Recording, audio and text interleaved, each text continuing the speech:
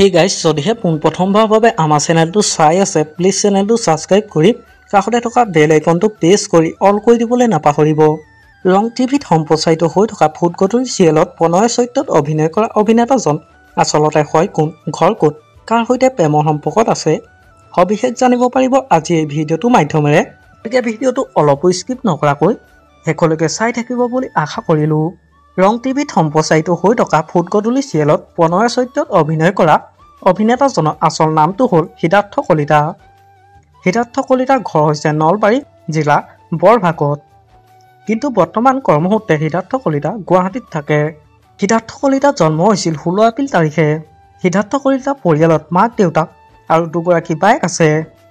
তেখেতৰ পিতৃৰ নাম হ'ল আনন্দৰাম কলিতা, মাতৃৰ নাম হ'ল ভৱানী কলিতা আৰু বায়েক এগৰাকীৰ নাম হ'ল উৎকণ্ঠা কলিতা আৰু আনগৰাকীৰ নাম হ'ল মাৰ্জনা কলিতা।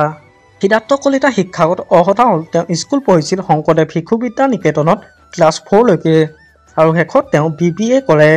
সিদ্ধাৰ্থ কলিতাই 2008 চনৰ পৰা মডেলিং কৰিছিল। সিদ্ধাৰ্থ কলিতাই 2009 চনত এটা মিউজিক ভিডিঅ'ৰ জৰিয়তে অভিনয় জগতত খোজ দিছিল।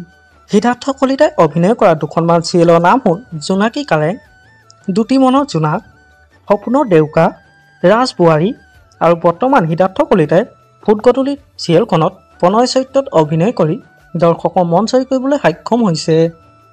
আপোনালোকে বাৰু ৰং টিভিত সম্প্ৰচাৰিত হৈ থকা ফুটগধূলি চিৰিয়েলখনত প্ৰণয়ৰ অভিনয় চাই কেনেকুৱা পাইছে মোক এটা কমেণ্ট কৰি জনাবচোন। আমাৰ আজিৰ ভিডিঅ'টো আছিল ইমানেই। আজিলৈ বাই বাই। মৰম খানি দিম তোমাৰে দেহত, সপোনত আঁকি দিম প্ৰতি পদকত, ইয়াৰে কোণত ভৈৰম তোমাৰে দিঠ মোৰে